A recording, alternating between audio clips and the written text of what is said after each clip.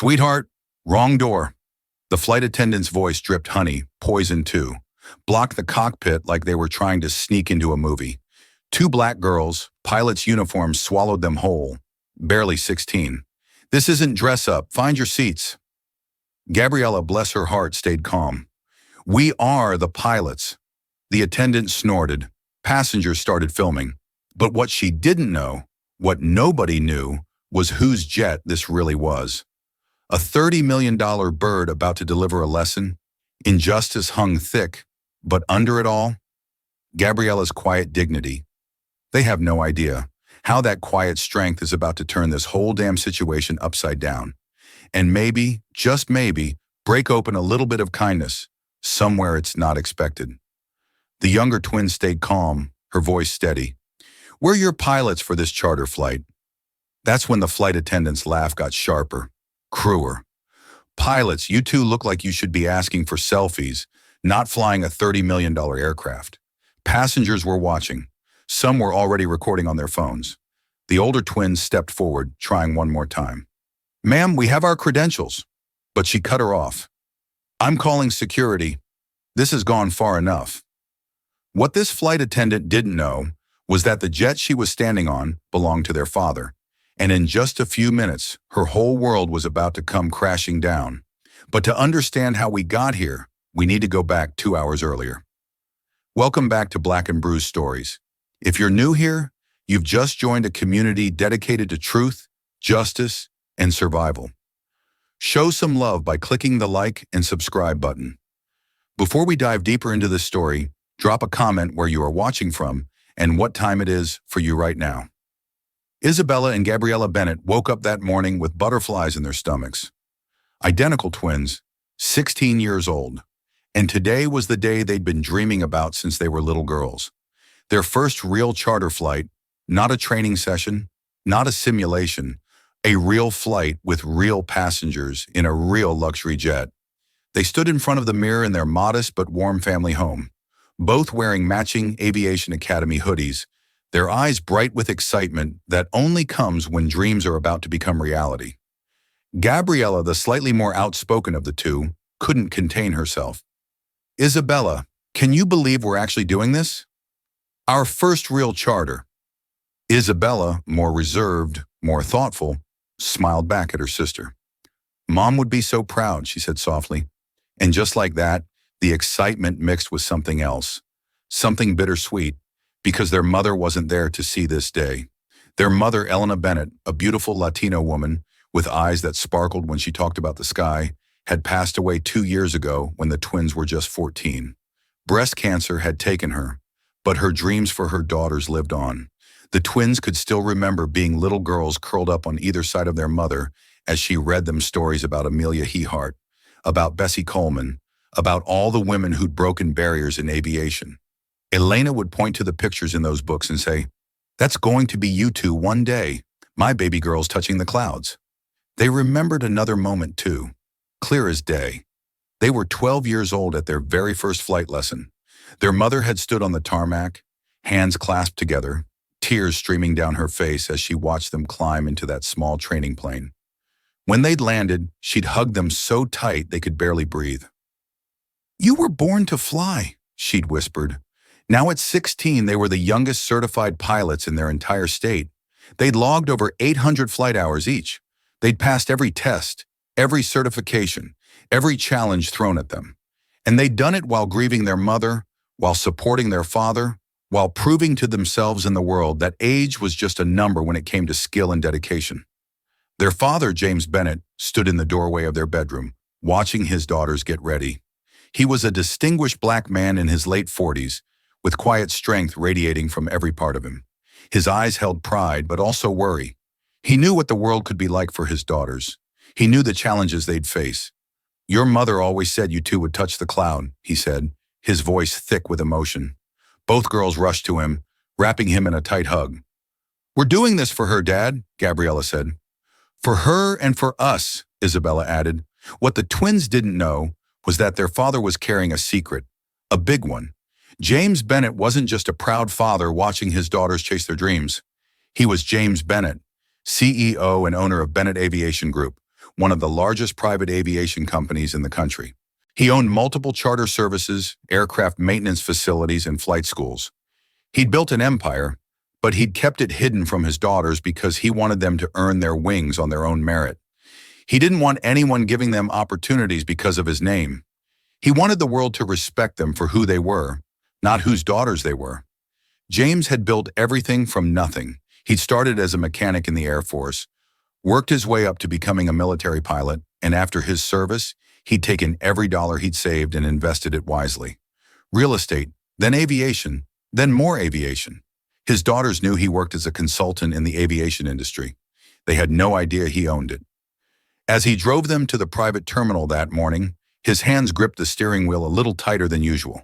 Pride and worry mixed on his face in equal measure. Meanwhile, across town, Vanessa Sterling was having her own morning routine. She stood in her luxury apartment, surrounded by the evidence of her success.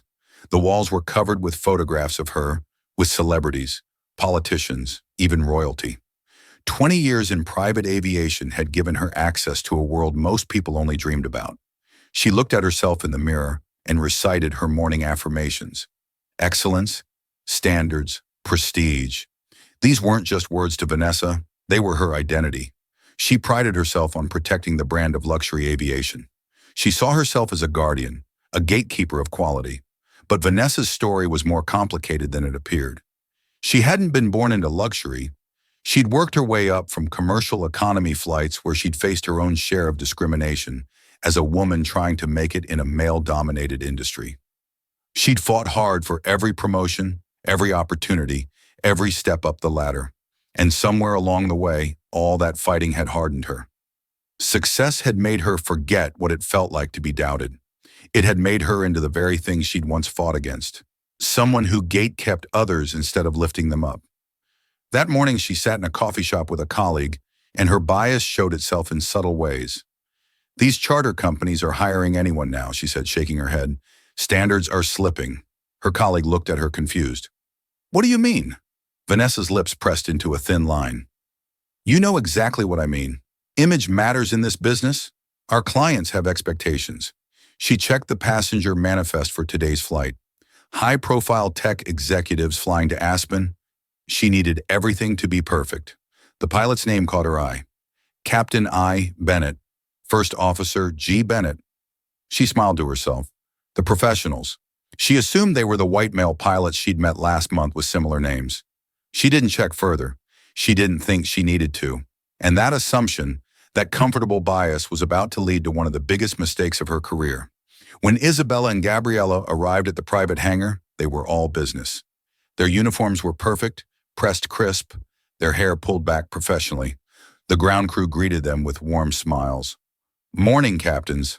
The twins felt a surge of pride every time someone called them that. Captain, they'd earned that title. They conducted their pre-flight inspection with meticulous care, checking every system, every gauge, every detail. This was a Gulfstream G650, one of the most advanced private jets in the world, worth $30 million. They treated it with the respect it deserved. That's when Vanessa arrived. She saw two young black girls near the aircraft, and her brain made an instant, unconscious calculation.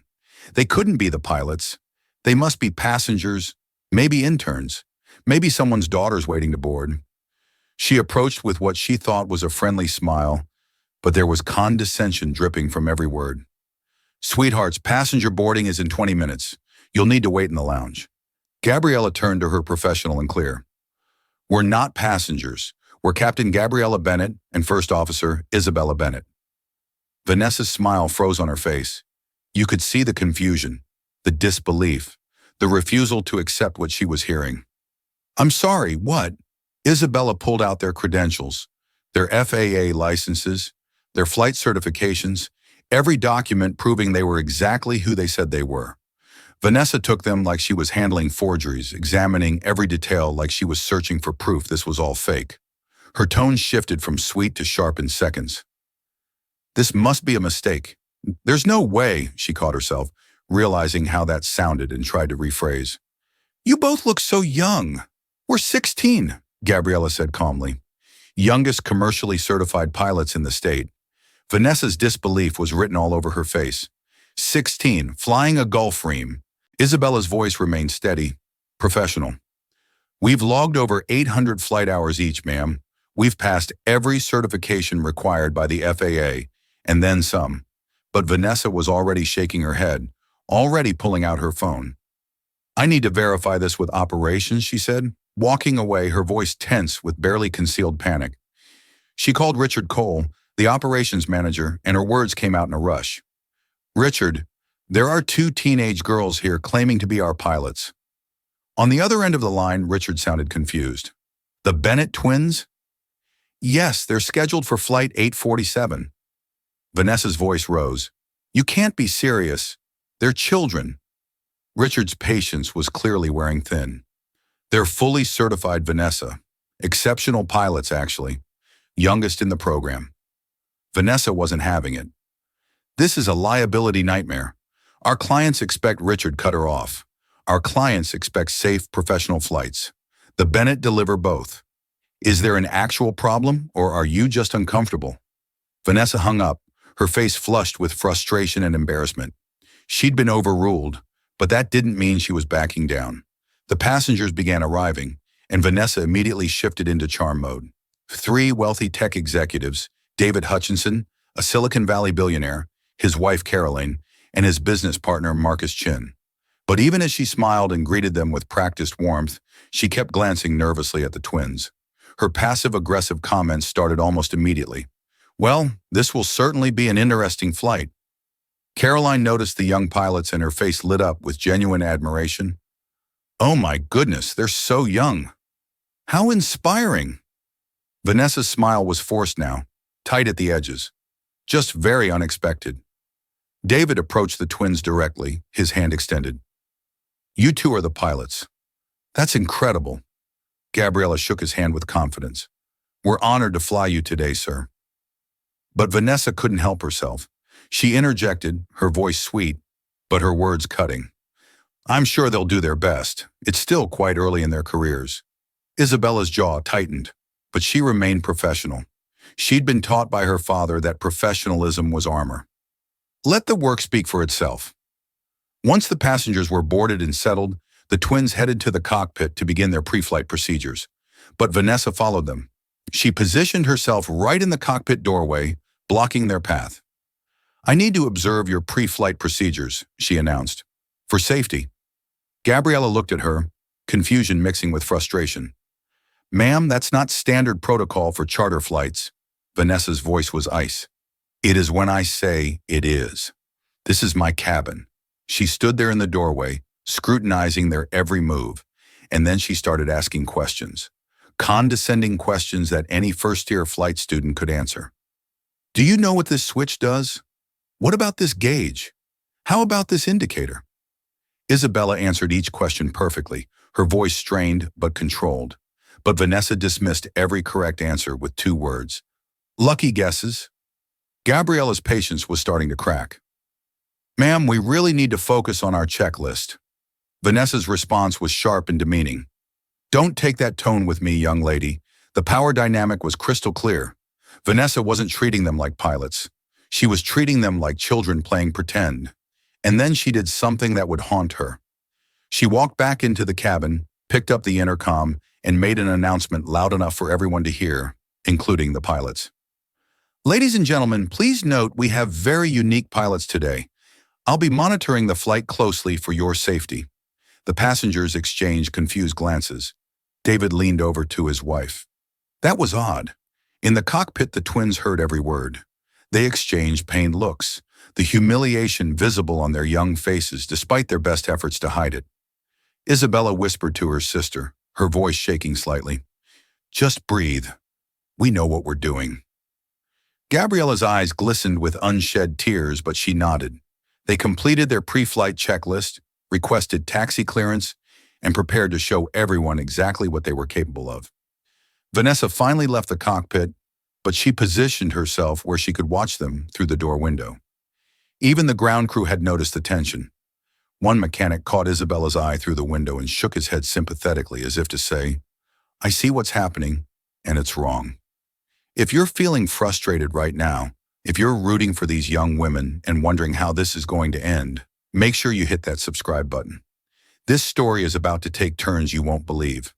But here's a question for you. Have you ever been doubted because of how you look? Have you ever had to prove yourself twice as hard just to be seen as half as good? Drop your answer in the comments. Let's talk about it. The takeoff was flawless, textbook perfect. The Gulfstream lifted off the runway with the kind of smoothness that only comes from skill and precision. As they climbed to cruising altitude, the passengers settled back in their seats, visibly impressed. Caroline turned to her husband with wide eyes. Wow, that was the smoothest takeoff I've ever experienced on a private jet. But Vanessa, standing in the galley, forced a tight smile. Beginner's luck, she muttered, just loud enough for people to hear. Marcus Chin overheard her comment and frowned. That seemed like expert skill to me, he said pointedly. But Vanessa just turned away, unwilling to admit what was becoming increasingly obvious to everyone else. These young women knew exactly what they were doing. In the cockpit, once they reached cruising altitude and engaged the autopilot, the twins finally had a moment to breathe. But the hurt was still fresh. Gabriella's voice was tight with anger and pain. I can't believe she announced that to the passengers, like we're some kind of safety risk. Isabella kept her eyes on the instruments, but her words carried the weight of experience they shouldn't have had at 16. Dad always said we'd face this. He told us we'd have to be twice as good to be seen as half as good. Gabriella's frustration spilled over. We are twice as good, Isabella. We're the youngest certified pilots in the state. We've logged more hours than pilots twice our age. We've passed every test with flying colors, and it's still not enough for people like her. There was a moment of heavy silence, and then both girls heard their mother's voice in their memories. Elena's words, spoken to them so many times when they were younger, echoed in the cockpit like she was right there with them.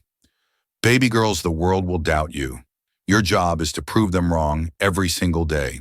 Not with anger, not with bitterness, but with excellence that speaks so loud, doubt has no choice but to be silent. Isabella's phone buzzed, pulling them both back to the present. A text from Dad lit up the screen. How's your first charter flight, sweetheart? Isabella texted back, trying to keep it light but honest. Flying perfectly, dealing with some challenges. She didn't want to worry him, but she also couldn't lie. In his office back in Chicago, James Bennett read that message and felt his stomach drop. His daughters were the most important things in his world. They were all he had left of Elena, and the phrase dealing with challenges set off every protective instinct he had. James Bennett was sitting in a modern high-rise office, surrounded by the success he'd built brick by brick. Bennett Holdings owned commercial real estate, investment portfolios, and the crown jewel, Bennett Aviation Group. He'd kept it all hidden from his daughters because he remembered what Elena had said to him when the twins first talked about becoming pilots. Don't pave their road, Mia Moore. Let them build it themselves, but always, always be ready to catch them if they fall. So he'd watch from the shadows, making sure they had opportunities, but never pulling strings, making sure they earned every achievement so no one could ever take it away from them. But now something was wrong. He could feel it.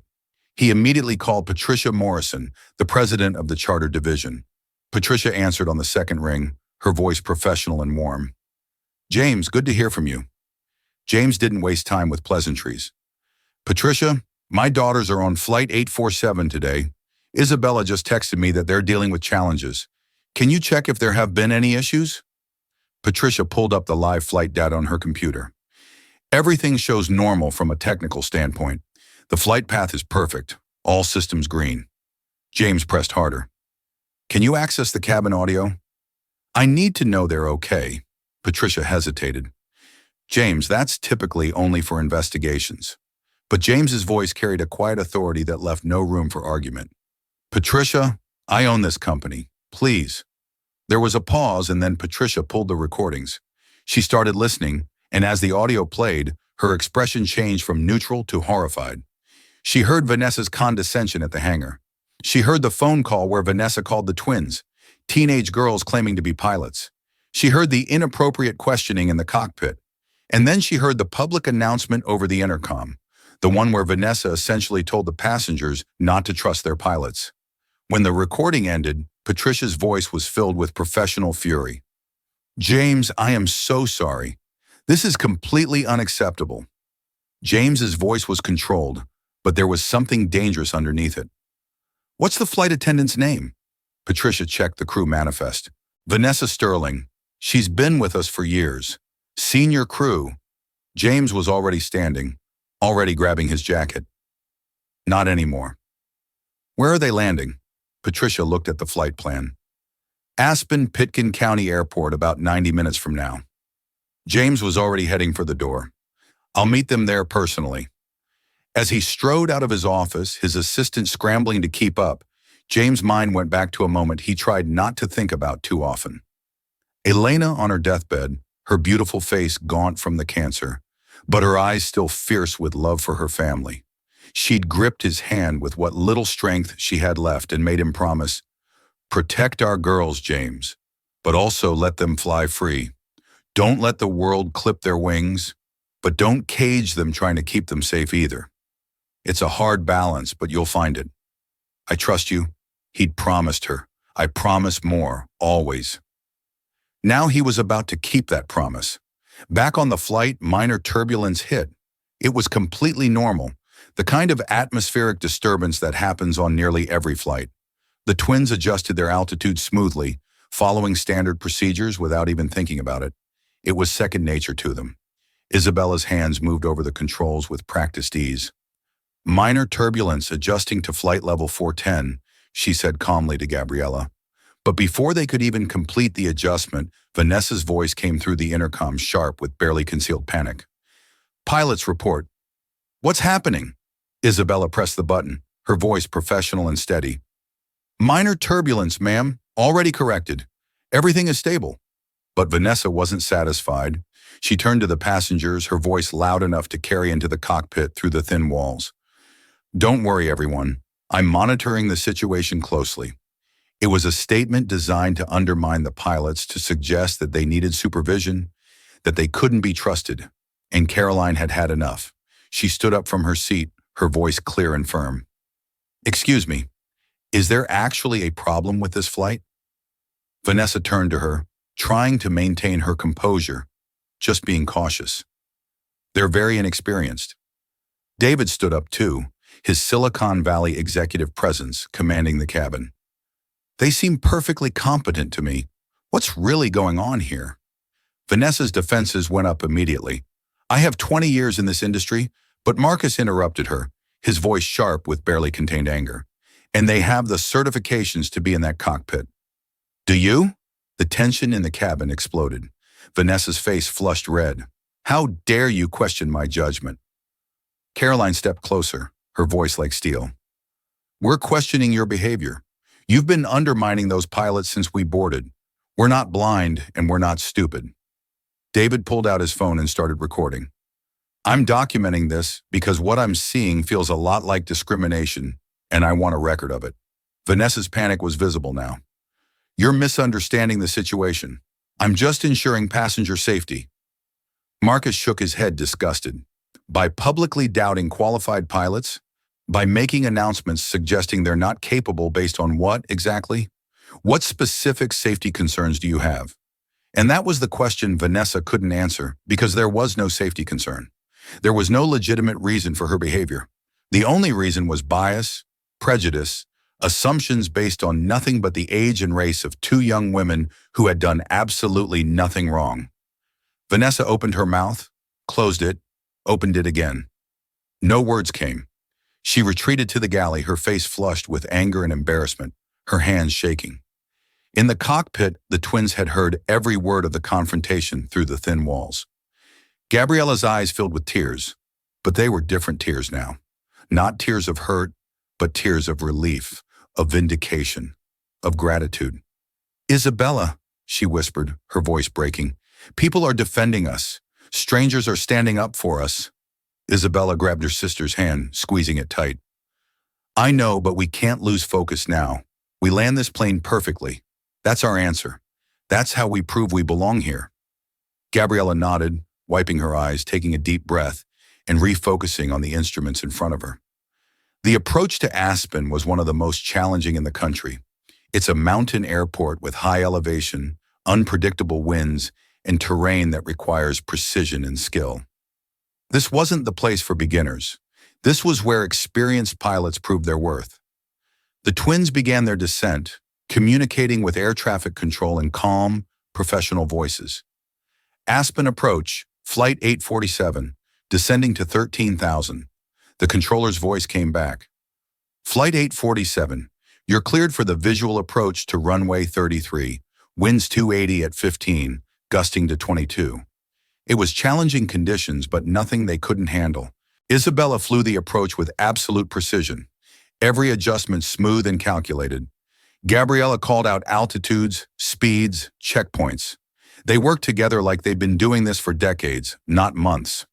In the cabin, the passengers were quiet now, watching out the windows as the mountains grew closer, as the runway appeared in the distance. Even Vanessa had stopped her commentary, gripping the edge of the galley counter as the ground rushed up to meet them. The landing was poetry. The Gulfstream touched down so smoothly that passengers barely felt it. The kind of landing that seasoned pilots would envy. Air traffic control came over the radio, and there was admiration in the controller's voice. Beautiful approach. Flight 847, welcome to Aspen.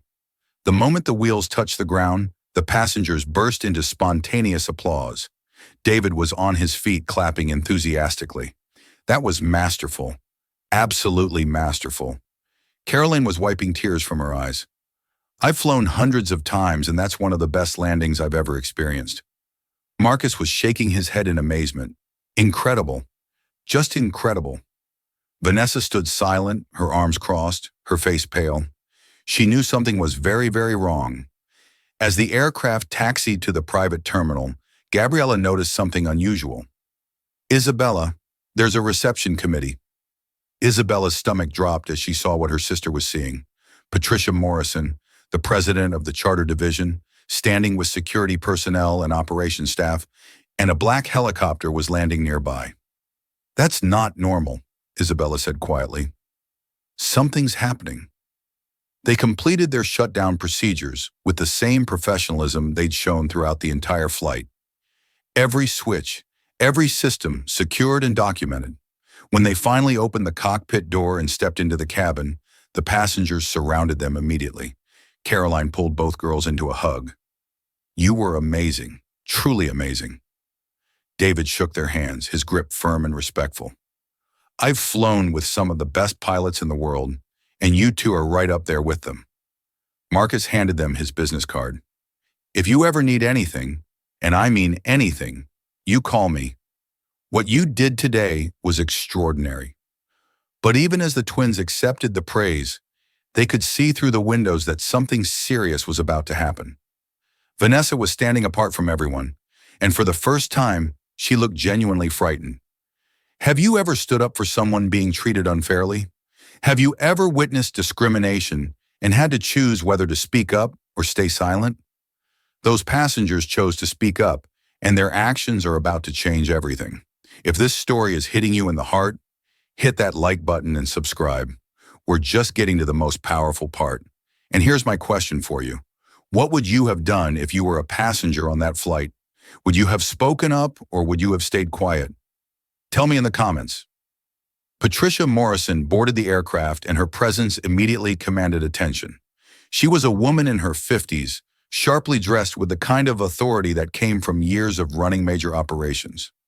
Miss Sterling, she said, her voice professional but cold. Please come with me. Vanessa's confidence, already shaken, wavered completely. Of course, Miss Morrison, but her voice betrayed her fear. She knew the president of the charter division didn't personally meet flights unless something serious had happened. Then from the helicopter that had just landed, a figure emerged.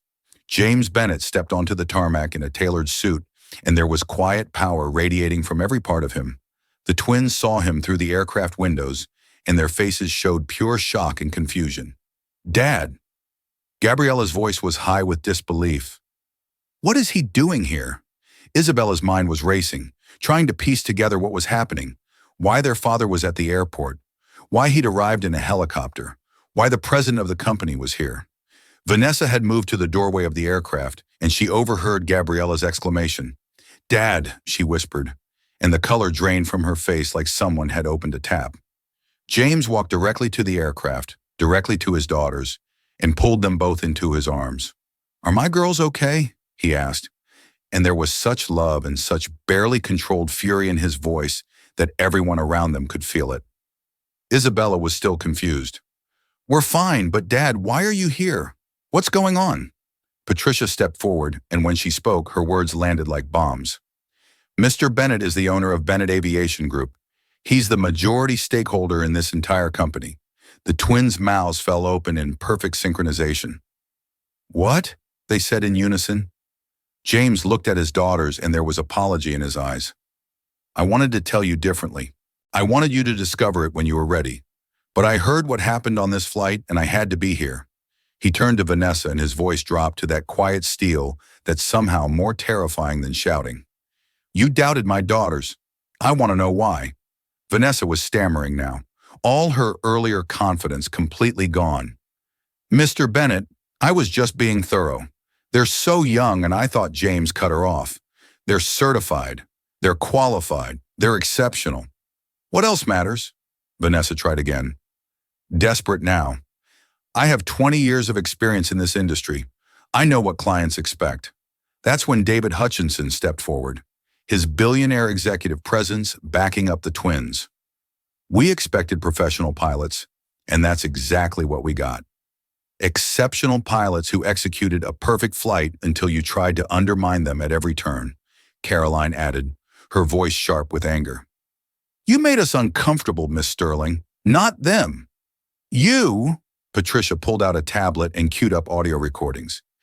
"Miss Sterling, I think you need to hear this." She pressed play, and Vanessa's own voice filled the cabin, the condescending greeting at the hangar. "Sweethearts, passenger boarding is in 20 minutes. The phone call to operations. There are 2 teenage girls here claiming to be our pilots. The inappropriate questioning in the cockpit. Lucky guesses. And finally, the announcement over the intercom.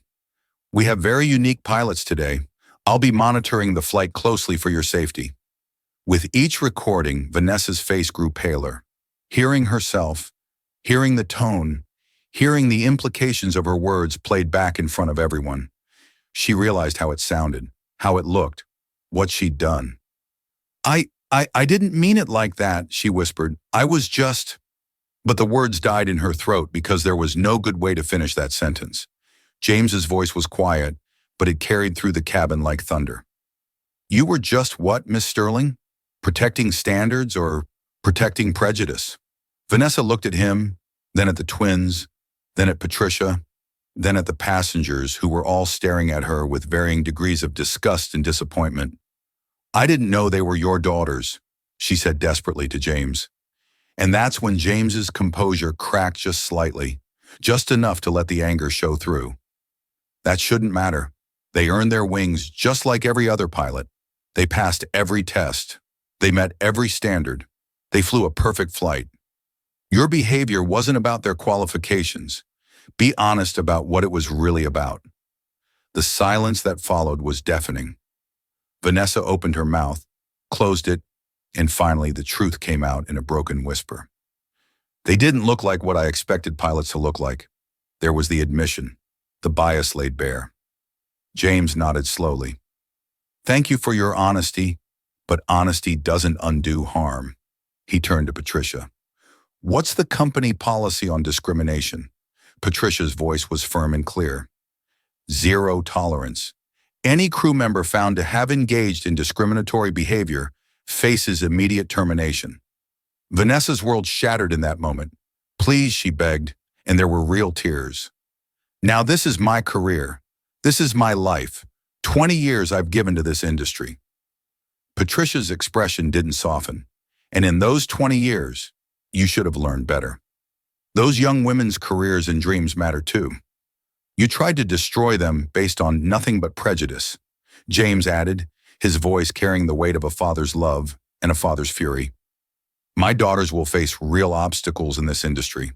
Obstacles based on outdated regulations, on legitimate safety concerns, on the challenges every pilot faces. They don't need manufactured obstacles from people who should know better. The twins stood there watching this unfold, and their emotions were complicated. There was vindication. There was relief, but there was also something that looked like sadness. Gabriella spoke up, her young voice carrying surprising wisdom.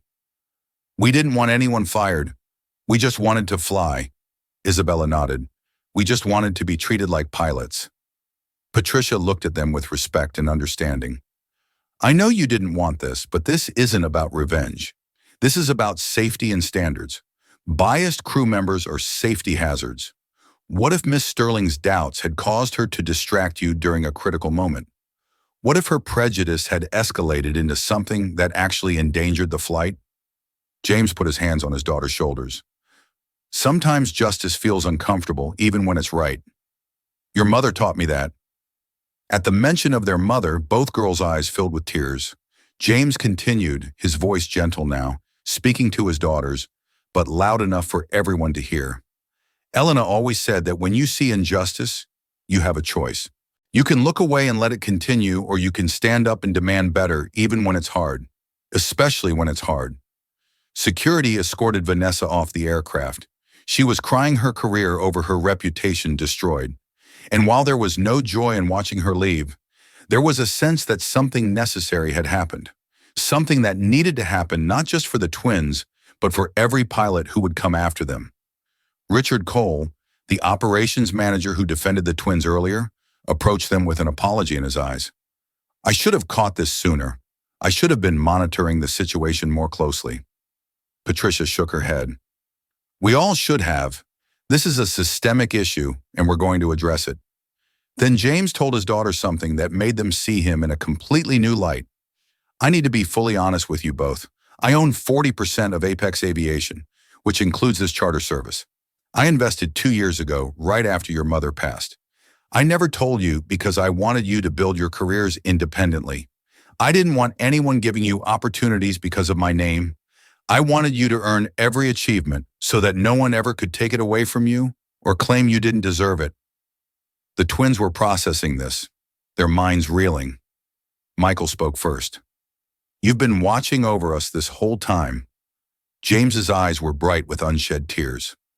"I've been watching you soar, sweetheart. Today was the first time I had to step in, and I'd do it again in a heartbeat." Isabella's voice was small. "Does this mean everything we've accomplished? Was it because of you?" James gripped both their hands. "No. Listen to me. Every hour you logged, every test you passed, every skill you learned, that was all you. I didn't pull a single string. I didn't make a single call on your behalf. The only thing I did was make sure the door was open when you knocked. But you had to knock. You had to walk through. You had to prove you belonged. And baby girls, you proved it beyond any doubt." Patricia Morrison stepped forward, her voice filled with determination and purpose. "What happened today can never happen again. Not in this company, not in this industry. We're implementing mandatory bias training for all staff across every division." She looked directly at Isabella and Gabriella. "And I want you two to help us develop that program. We need your voices. We need your experiences. We need young people who face this to teach the people who've been perpetuating it." The twins looked at each other, that silent communication that only twins have. And then Gabriella spoke, "Will help, but we also need you to understand something. We don't want to be symbols. We don't want to be the diversity pilots or the inspirational story. We want to fly. We want to be pilots who happen to be young and black, not young black pilots who happen to fly. Does that make sense?" Patricia nodded with understanding and respect. "It makes perfect sense. And I promise you, in this company, you'll be pilots first. Everything else is just details." David Hutchinson, who'd been watching this entire exchange, spoke up. "Ms. Morrison, I run a tech company worth about $8 billion. We do diversity and inclusion consulting for Fortune 500 companies. I'd like to offer my company's resources to help with this training program free of charge." He looked at the twins. "What I witnessed today was unacceptable, but how you handled it was extraordinary. Your professionalism under pressure, your grace in the face of humiliation, that's the kind of character we need more of in every industry." Marcus Chin pulled out his business card and handed it to both twins. "I'm serious about what I said earlier. If you ever need anything, mentorship, opportunities, Even just someone to talk to who understands what it's like to face bias in professional settings? You call me, Caroline added, her voice warm. My daughter is 12 years old and she's been telling me she wants to be a pilot. After today, after watching you too, I'm going to support that dream with everything I have. You've inspired more people than you know. As the group began to disperse, James asked his daughters to take a walk with him.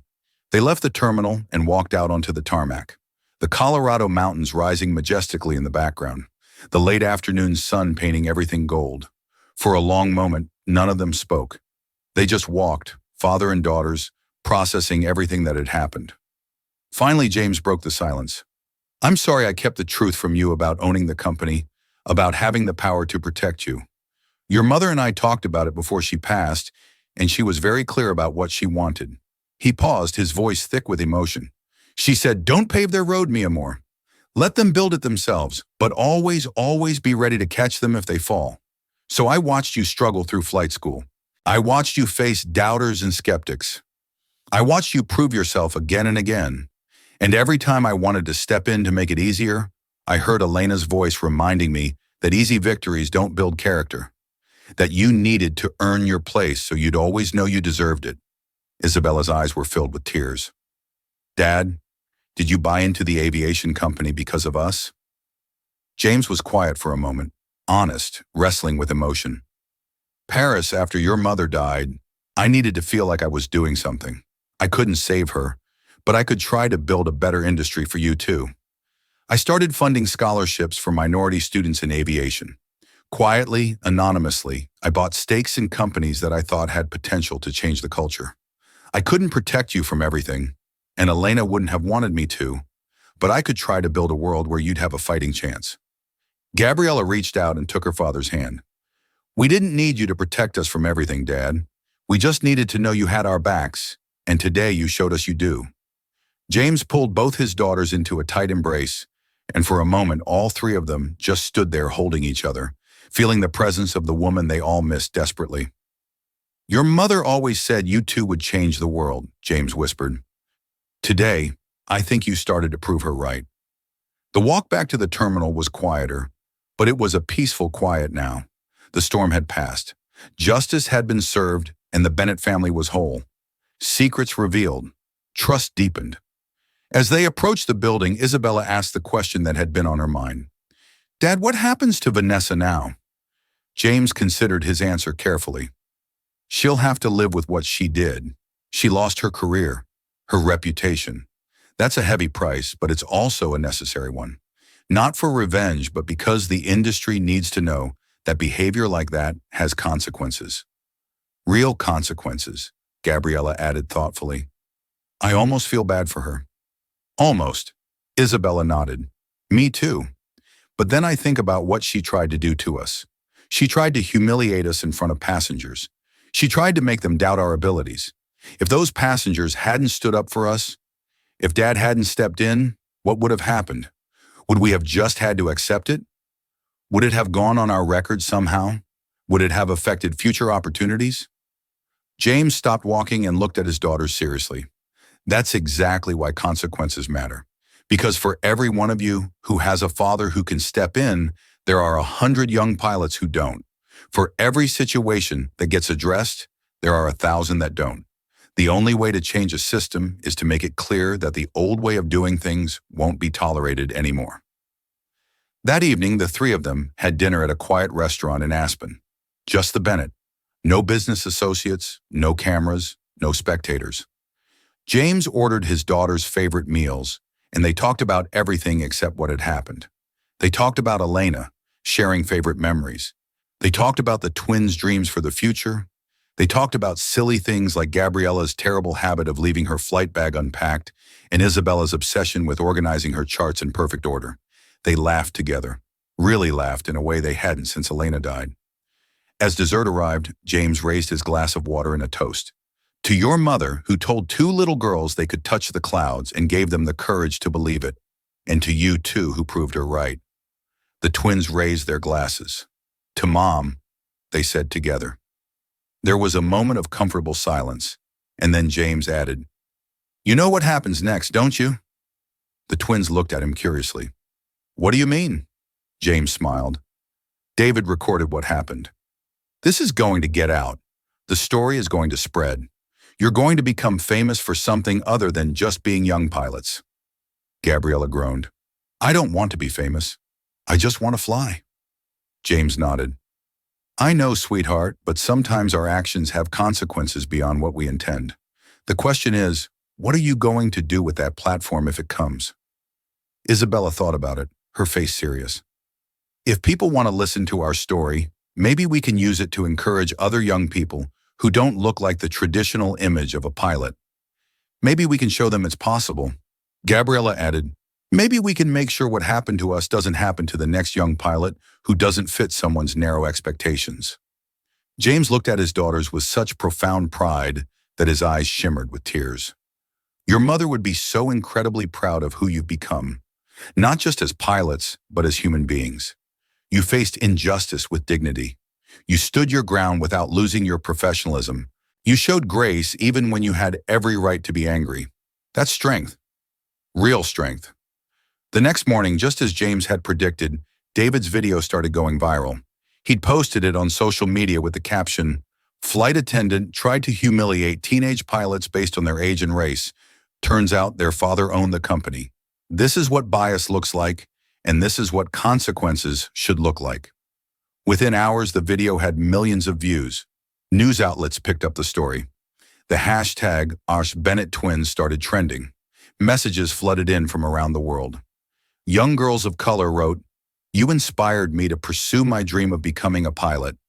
Parents wrote, "Thank you for showing my daughter that she belongs in the cockpit." Industry professionals wrote, "It's about time this kind of behavior faced real consequences." There was criticism too, of course. Some people said Vanessa's firing was too harsh. Some people claimed the twins were being given special treatment because of their father. But the overwhelming response was support, admiration, and calls for systemic change in the aviation industry. 6 months later, Isabella and Gabriella stood on a stage at the National Aviation Conference. The auditorium was packed with thousands of aviation professionals, students, and enthusiasts. When they were introduced, the crowd rose to its feet in a standing ovation that lasted nearly 5 minutes. The twins stood there overwhelmed, holding hands, drawing strength from each other the way they always had. When the applause finally died down, Isabella stepped to the microphone. 6 months ago, my sister and I flew our first charter flight. We were 16 years old, the youngest certified commercial pilots in our state. We'd worked for years to earn that opportunity. We'd logged hundreds of hours. We passed every test. We'd proven our competence again and again. But when we showed up to fly that day, we were judged not by our qualifications, but by our age and the color of our skin.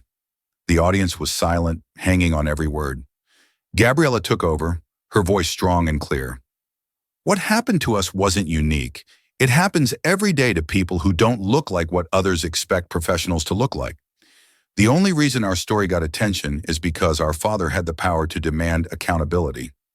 But what about all the talented people who face bias and don't have that kind of backup? What about the brilliant minds and skilled hands that get dismissed because of prejudice?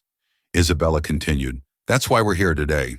Not to talk about what happened to us, but to talk about what we're going to do to make sure it doesn't keep happening to others. The twins then presented the comprehensive bias training program they'd helped develop, the scholarship fund their father had expanded in their mother's name, and the mentorship network connecting young pilots from underrepresented backgrounds with industry veterans. They spoke with passion and intelligence, with vulnerability and strength. And when they finished, the standing ovation was even longer than the first one. That night, back in their hotel room, the twins video called their father. He appeared on screen sitting in Elena's favorite chair, the one they kept even after she died because it still smelled faintly of her perfume. Dad, the presentation went amazing, Gabriella said, her face glowing with excitement. James smiled, his pride evident. Patricia called me. She said, you two brought the house down. Isabella leaned closer to the camera. Dad, people came up to us afterward. Young girls who said they decided to pursue aviation because of our story. Parents who said their daughters finally saw themselves represented. It was overwhelming. James' voice was soft. That's your mother's legacy living on through you. She always said that representation wasn't just about seeing yourself in a role. It was about believing you belong there. There was a comfortable pause, and then James said, I have something to show you, too. He stood up and walked to a drawer, pulling out a letter. Your mother wrote this before she passed. She wrote one for each of you, but she also wrote one to me about you. She told me not to open it until you'd really begun your journey as pilots. I think now is the right time. He opened the letter, his hands trembling slightly, and began to read. My dearest James, if you're reading this, our girls have started to fly. Really fly. Not just in training, but in the world. I wish I could be there to see it, but since I can't, I need you to tell them something for me. Tell them that every obstacle they face, every person who doubts them, every challenge that seems insurmountable is just another reason to keep climbing higher. The sky doesn't care about prejudice. It doesn't see color or gender or age. It only recognizes skill, courage, and determination. James's voice was breaking now, but he continued, tell them that I will be with them in every takeoff and every landing, in every moment of turbulence and every moment of clear skies. I will be the wind beneath their wings, the calm in their storm, the voice in their hearts saying, you can do this. You were born to do this. And James Mamore, thank you for letting them build their own path. Thank you for having the strength to watch them struggle and not intervene unless absolutely necessary. Thank you for loving them enough to let them fail, to let them learn, to let them become who they're meant to be. They're going to change the world. I know it. Love always, Elena. By the time James finished reading, all three of them were crying. Isabella and Gabriella through the video screen. James in his chair holding his late wife's letter like it was the most precious thing in the world.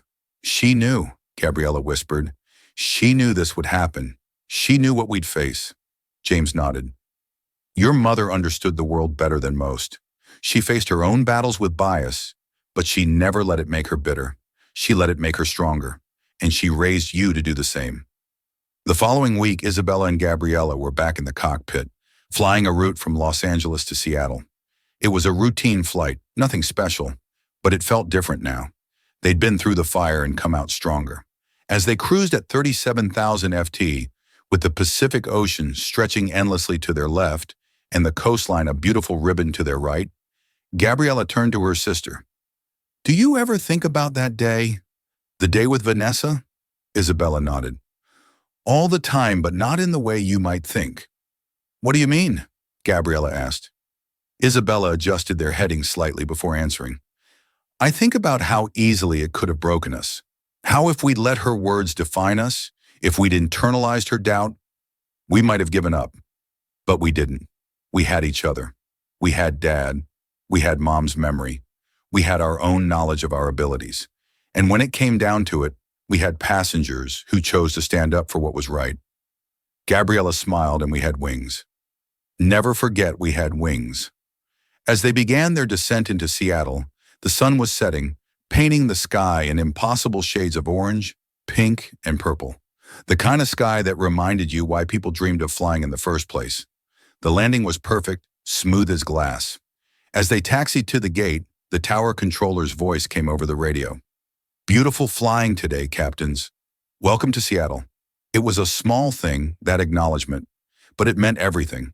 Because it wasn't about their age or their story or their father's company. It was just two pilots doing their job excellently, being recognized for their skill. That night, lying in their hotel beds, each twin in their own room for the first time in a while, Gabriella sent a text to Isabella. Sometimes I can feel Mom with us, especially when we fly. Isabella's response came immediately. Me too. Every single time we take off, I swear I can hear her saying, touch the clouds, baby girl. Gabriella sent back a heart emoji, then added, we did it, Isabella. We're really doing it. We're living the dream. Isabella's final text before sleep came. We're not just living it, we're changing it for everyone who comes after us. And that was the truth of it. Isabella and Gabriella Bennett didn't just become pilots, they became pioneers. Not because they set out to be, but because they refused to accept that their dreams were too big, their age too young, their appearance too different. They flew in the face of doubt, literally and figuratively. And in doing so, they opened the sky a little wider for everyone who'd been told they didn't belong there. The story of what happened that day in Aspen spread far beyond one viral video.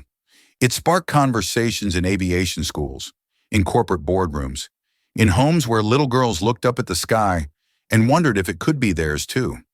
It led to policy changes, to increased diversity initiatives, to a reckoning with bias that had been allowed to exist unchallenged for too long. But for Isabella and Gabriella, the most important thing wasn't the fame or the recognition or even the changes they'd helped inspire. The most important thing was that they were flying. Every day they were putting on their uniforms, walking to aircraft, going through their checklists, and taking to the sky. They were doing exactly what their mother had dreamed for them, what their father had supported them in, what they had worked so hard to achieve. Years would pass. Isabella and Gabriella would go on to captain larger aircraft, to train other pilots, to continue breaking barriers and building bridges. They would face other challenges, other doubts, other obstacles. But they would also experience countless moments of joy, of triumph, of the pure freedom that comes from soaring through the clouds. And through it all, they would carry with them the memory of that first charter flight. The day they were doubted, the day they were defended, the day they learned that sometimes justice does prevail, the day they proved that the sky belongs to anyone brave enough to claim it. If this story moved you, if it made you think about the barriers we create and the barriers we can break, then share it. Tell someone about Isabella and Gabriella. Tell someone about the power of standing up for what's right, even when it's uncomfortable. Tell someone that dreams don't have age limits or color restrictions or gender requirements. Dreams just need courage, skill, and the determination to keep flying even when the turbulence hits. Subscribe to this channel for more stories that inspire, challenge, and remind us that change is possible when we demand it. And here's my final question for you. Who in your life needs to hear this story? Who needs to be reminded that they belong in spaces where others say they don't? Share this video with them because representation matters, justice matters, and sometimes the youngest voices carry the most important messages. The sky is waiting, the clouds are calling, and just like Isabella and Gabriella proved, anyone brave enough to reach for them can touch them. The only question is will.